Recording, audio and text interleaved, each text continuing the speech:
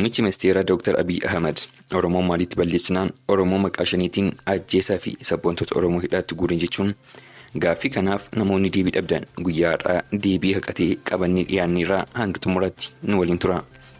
Gareen Biltsiginnaa Amaaraa Tamasgan Xuruunee Dammaqee Makonnanii fi Gareen Biltsiginnaa Oromiyaa Shimallis Abdiisaa fi Damballaash hoogganamu walitti bu'uunsaa dhagahamee jira.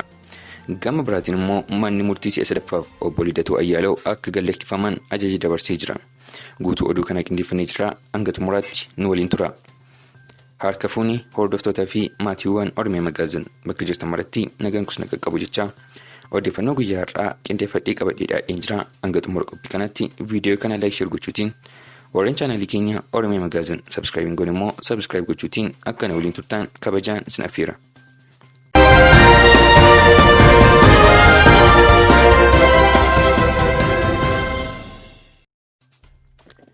Muummichi ministeeraa Dr. Abiy Ahmed Oromoon maalitti balleessinaan Oromoo maqaa shaniitiin ajjeesaa fi sabboontota Oromoo hidhaatti guure jechuun gaaffii deebii kanaa qabannee jirra. Madda ka'umsa qabsootti galuu Dr. Abiy Ahmed jibbaa fi balaaleffannaa ilaalcha ABO'tirraa kan ka'edha. Maatiin Abiy Ahmed maatii adda durummaadhaan ABO hanga hidhatee waraanutti gahedha. Sababa kanaanis ABO'n obboleessa Dr. Abiy Ahmed nama Kadir Ahmed jedhamu ajjeesee ture. Abbaan Abiyyis hanga xiqqoodhaaf jalaa bahee ture. Muummichi ministeeraa Dr. Abiy ajjeechaa obboleessa isaatiin booda baqatee gara Finfinneetti bade.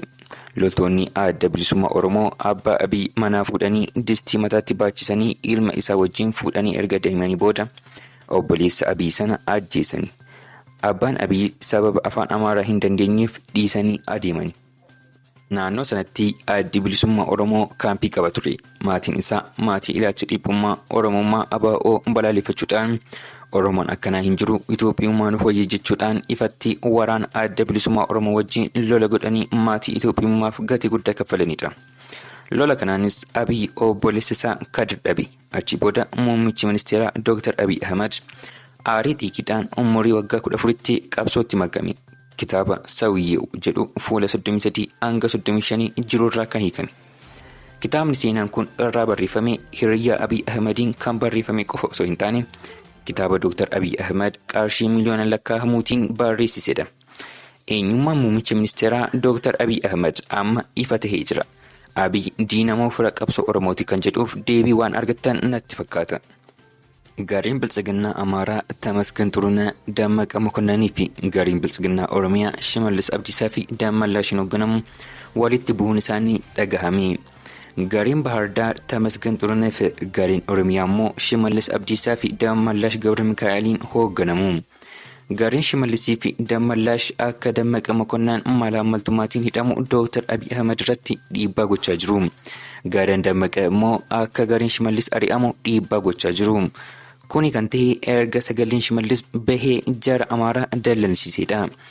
Hooggantoonni naannoo Amaaraa akka Shimallis ari'amu ifatti gaafachaa turuun isaanii ni yaadatama jedha qindeessaan miidiyaa OMN Farahaan Abdul Salaam.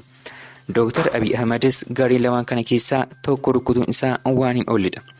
Garuu wal dhibdeen isaan gidduutti uumame faayidaa dhuunfaa isaanii eegsifachuuf keessattuu hanna irratti kan wal lolan akka ta'e hubatamuu qaba jedha Farahaan Abdul Salaam.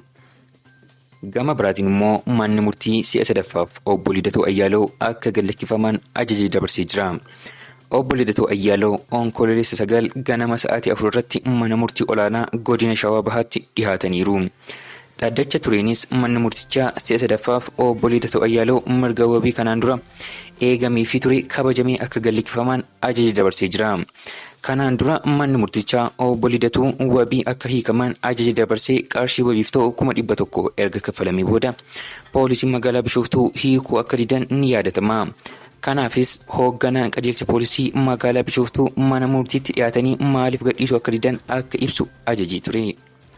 Dhaddacha onkololeessa 9 ture irrattis hoogganaan qajeelcha poolisii magaalaa Bishooftuu Koomaandar Taarikuu Laggasaa dhiyaatanii ani waajjirichaaf haaraadha akkan dhageetti garuu himannaan biroo waan irratti dhihaateef otoo hin gadhiifamin hafani. Kanaafuu qaama olaanaa duukaa mari'adhee deebii akkan irratti kennu beellamni jijjiiramaa naaf haa kennamu jedhaniiru. Manni murtichaas irra deddeebiin ajaja manni murtii dabarse kabajuu dhabuun sirrii miti. Ati waajjirichaaf haaraa taatus ajaja manni murtii dabarse irratti qaama olaanaa kamuu duukaa marii otoo hin taasisiin hojiirra oolchuun dirqama jechuun obbo Lidatuu Ayyaalaw akka gadhiifamu ajaja dabarsee jira. Hordoftootaa fi maatiiwwan Oromiyaa Magaazin odeeffannoon guyyaa har'aaf qabadhee isiniif dhiyaadhe kana fakkaata ture. Hanga xumuraatti na duukaa ta'uu keessaniif galatoomaa isiniin jechaa odeeffannoo biraan hanga walitti deebinutti nagaatti.